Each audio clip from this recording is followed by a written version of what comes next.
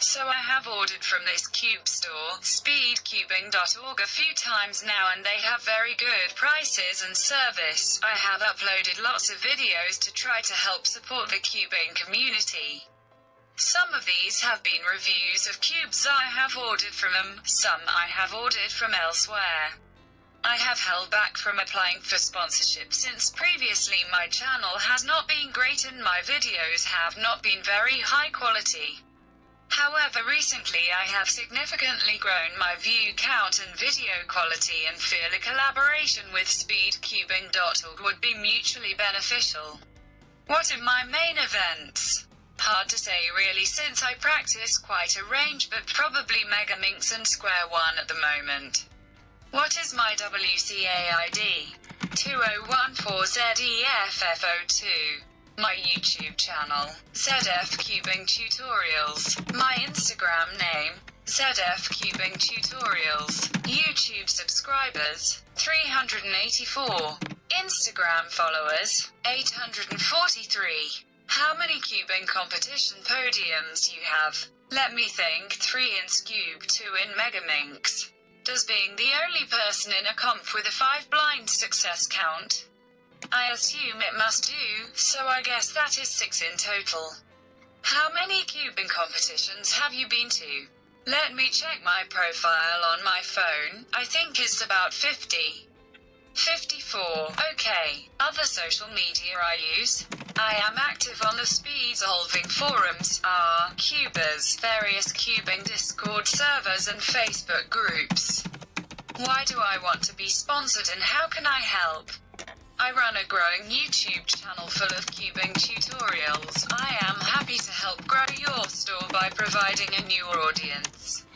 I feel that your sponsorship agreement would allow me to grow my channel further and help you to further grow your store were you to accept my sponsorship application.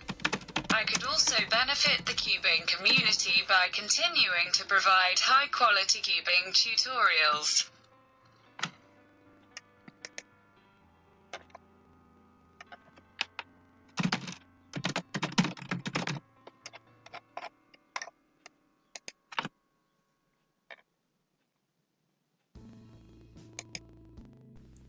So the first thing about this sponsorship application is the intention. This person's clearly a regular customer, they have enjoyed our store, they've benefited from our service, and they're supportive of us. And they've clearly uploaded lots of YouTube videos and have tried to benefit the community. And they've held off because they don't want to apply when their YouTube channel isn't that big and want to wait until it's big enough to be worth applying. And that's a respectable thing to do. This person is clearly specialised in a range of WCA events over his cubing career, most recently clearly Megaminx and Square One from the application, but picking events like that to specialise in also suggests that you have a wide-ranging knowledge in the cubing community, as does a WCA ID from 2014. That suggests that you've been cubing a long time, and if you're still wanting to be sponsored in 2020, then you clearly plan to be cubing for much longer. Now, YouTube channel of ZF Cubing Tutorials, I mean, the YouTube channel name really doesn't matter that much. You can do well with pretty much any YouTube channel name. It's probably good to have the Instagram name the same or similar. We don't have it exactly the same, but we have it similar enough. We can't get the Instagram name speedcubing.org, which is quite annoying, so we're left with .org.uk.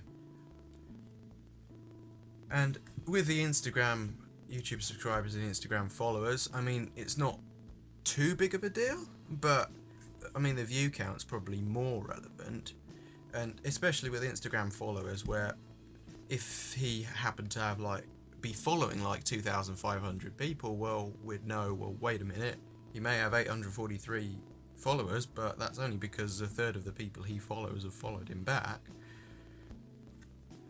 How many cubing competitions? Well, yeah, podiums in cubing competitions show that you're an experienced cuber with lots of cubing ability, and having been to 54 competitions suggests that you're supportive of the community and want to keep supporting the community. Now, the WCID isn't that big a deal, but if you've only been to a few competitions, then you're unlikely to know that much about cubing. Now, there are some exceptions. There are people with 2019 IDs who've only been to like one competition, but at that one competition did really well and have since improved significantly, grown majorly on social media. And those people we are looking for, but they're not that common. And even if they do appear to be growing, and then what if they quit in a few months' time?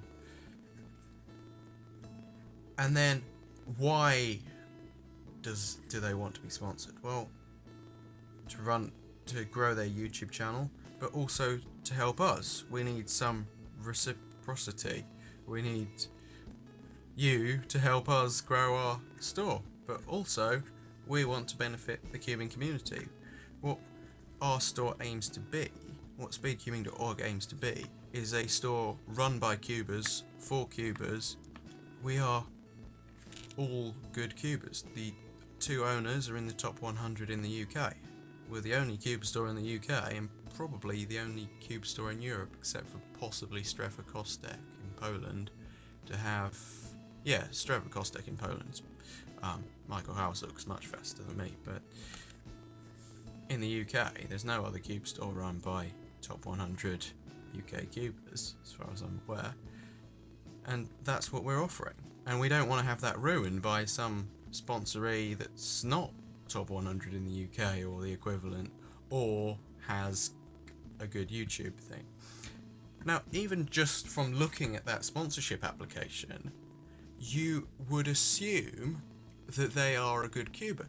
Now, from the application, I have no idea what he averages on 3x3, or what he averages on Square 1 and Megaminx. He could have gone to some obscure competition and got a podium there. But he has a 5-blind success. He's been cubing since 2014 and makes cubing tutorials. And has 384 subscribers from them. So one would suggest that actually he's quite good at a range of events. Otherwise, those statistics are unlikely to come.